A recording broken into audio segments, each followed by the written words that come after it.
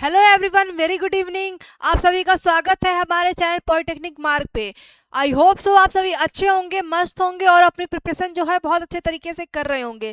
तो बच्चों, अभी तक जो है हमने इससे पहले जो देखा था कि जो हमारा चैप्टर फर्स्ट था केमिस्ट्री का, साइंस एंड केमिस्ट्री, वो हमने अभी तक कंप्लीट कर लिया था। और आज जो है हम आपके लिए लेके आए हैं चैप्टर फर्स्ट केमिस्ट्री का, साइंस एंड जो केमिस्ट्री है उसका क्वेश्चन प्रैक्टिस सेशन। तो आज जो है कि बच्चों हमें क्वेश्चंस देखने हैं चैप्टर फर्स्ट के। तो चलिए हम स्टार्ट करते हैं चैप्टर फर्स्ट का क्वेश्चन। तो जो हमारा क्वेश्चन नंबर फर्स्ट है वो है, पृथ्वी पर पाए जाने वाले तत्वों में कार्बन का कौन सा स्थान है।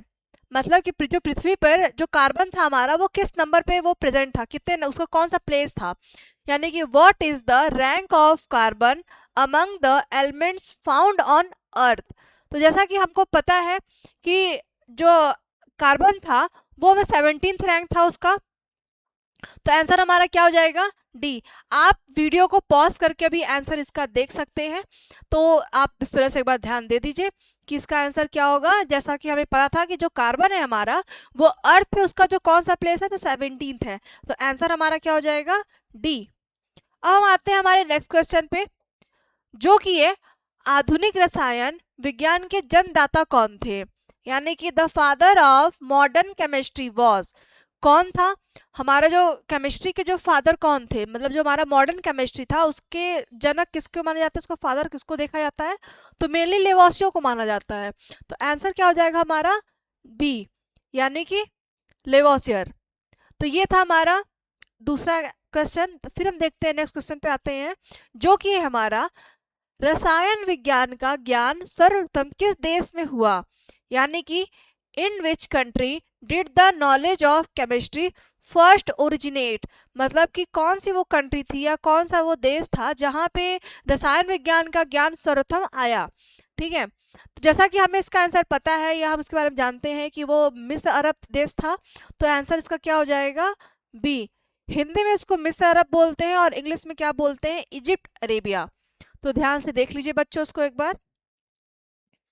फिर हम बात करते हैं हमारे नेक्स्ट क्वेश्चन की, जो कि है केमिस्ट्री की उत्पत्ति कैमी शब्द से हुई, जो कि प्राचीन नाम है।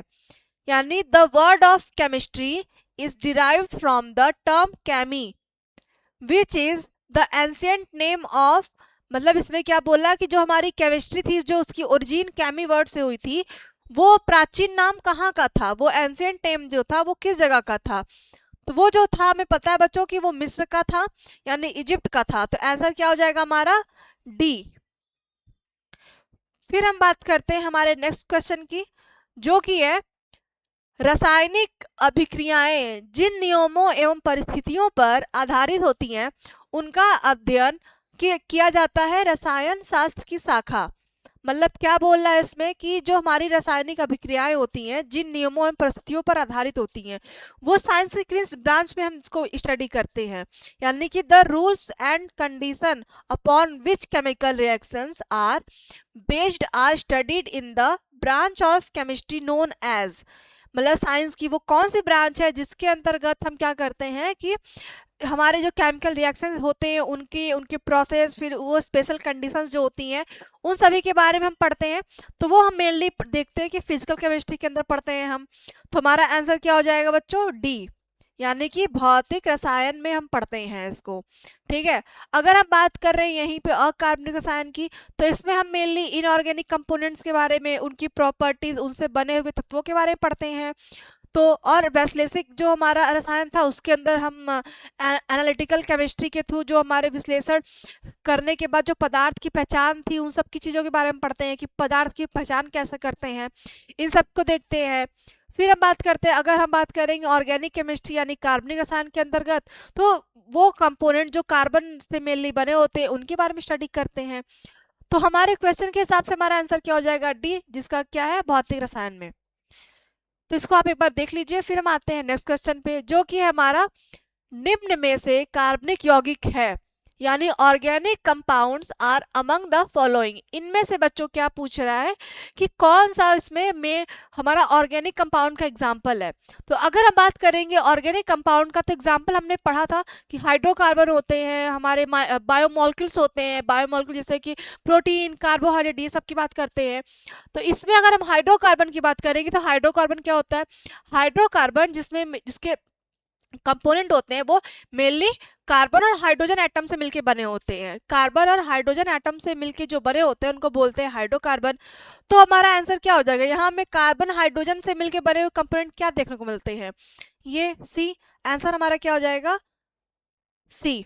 जिस ये एग्जाम्पल, ये जो है हमारा CH4 जो है, इसको हम लोग क्या बोलते हैं, मीथेन बोलते हैं, मीथेन। हिंदी में अगर बात करें तो इसको मेथेन बोलते हैं, जो कि बहुत ही फ्लेमेबल होता है या बहुत ही ज्वलनशील गैस होती है। हम बात कर रहे थे CO2 CH2 SO2 की, ये सब जो है हमारे मेनली हमारा CO2 SO2 ये जो है इसमें कार्बन के कंपोनेंट जरूर है, ठीक है, लेकिन हम इनको ऑर्गेनिक कंपाउंड नहीं बोलते हैं। हमें इसमें पूछा क्या था कि ऑर्गेनिक कंपाउंड का एग्जाम्पल या कौन है, तो वो हमारा क्या हो जाएगा, मेथेन, यानी आंसर क्या हो जाएगा हमारा सी।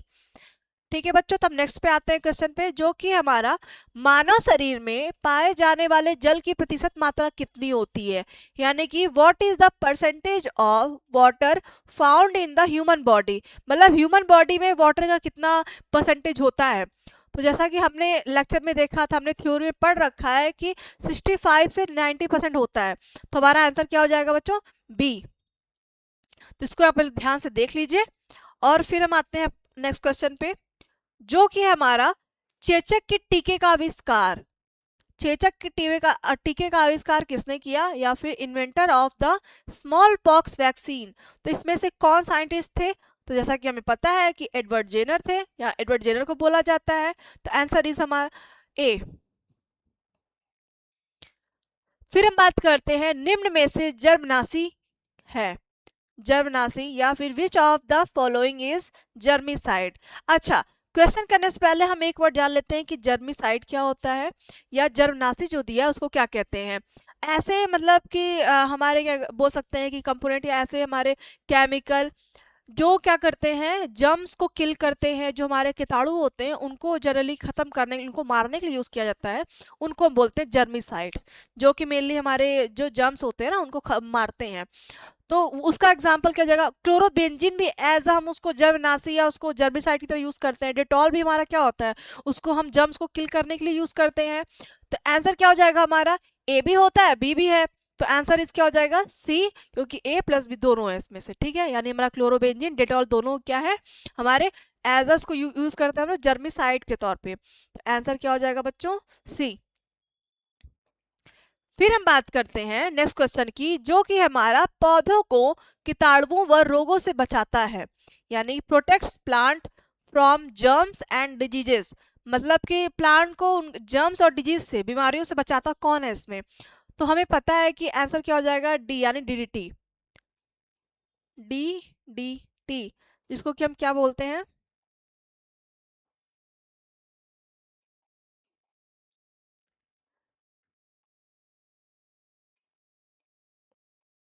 Dichloro die phenyl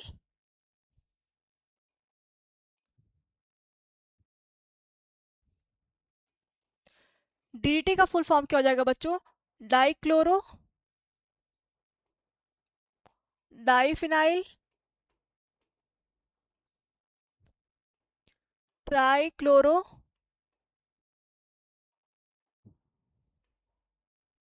ethane. पतला हो गया ये, इसको फिर से कर लेते हैं।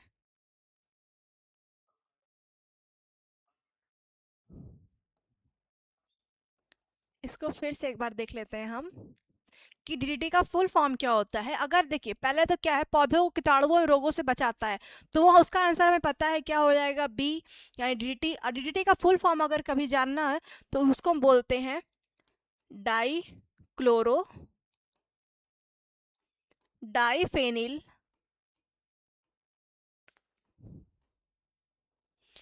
Trichloro ethane.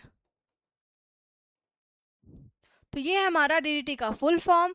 और अगर हम बात करते हैं यहाँ पे क्लोरीन, क्लोरीन को किस तरह से यूज़ करते थे, एज हम लोग वाटर प्यूरिफायर के, मतलब हमारे जो पॉल्यूटेंट वाटर थे उसको प्यूरिफाई, मतलब उसको करने के लिए केमिकल का यूज़ करते थे, वो क्लोरीन था हमारा। फिर हम बात कर रहे हैं यहाँ पे क्लोरोफॉर्म और ईथर, ये जो थे हमारे मतलब एनेस्थीसिया को देने के लिए, निश्चेतक के रूप में इसको यूज़ करते थे।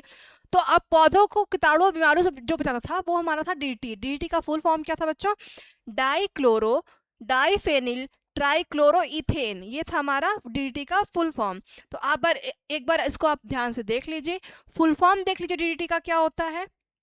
देन हम चलते हैं नेक्स्ट क्वेश्चन पे, जो कि है हमारा बीएचसी का पूरा नाम। तो बीएचसी का पूरा नाम क्या है, the full form of BHC. तो जैसा कि हमें पता है कि इसमें हो जाएगा बेंजीन हेक्साक्लोराइड, तो हमारा आंसर क्या हो जाएगा, डी। ये बी का मतलब बेंजीन, एच का मतलब हेक्सा, क्लोराइड का मतलब सी, इस तरह से।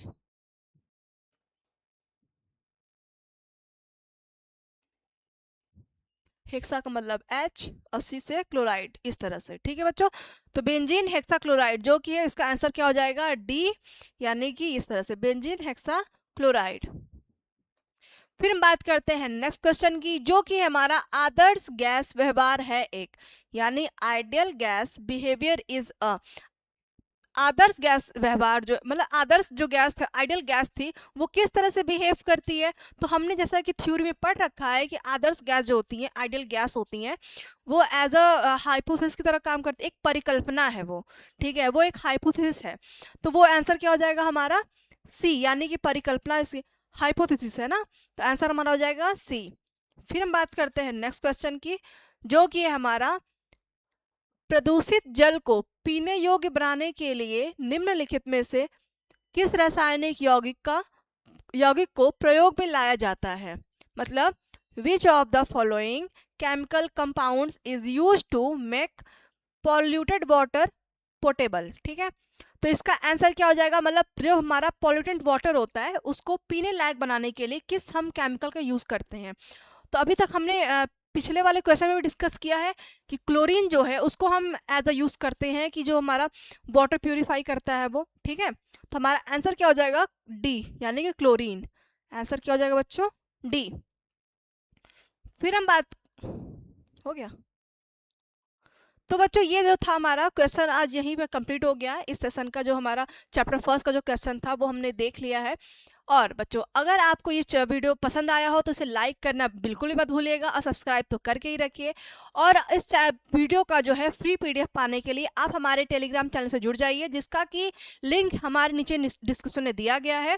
और बच्चों अभी तक जो बच्चे हमसे नहीं जुड़े हुए हैं तो वो जल्द से जल्द हमसे जुड़ जाइए।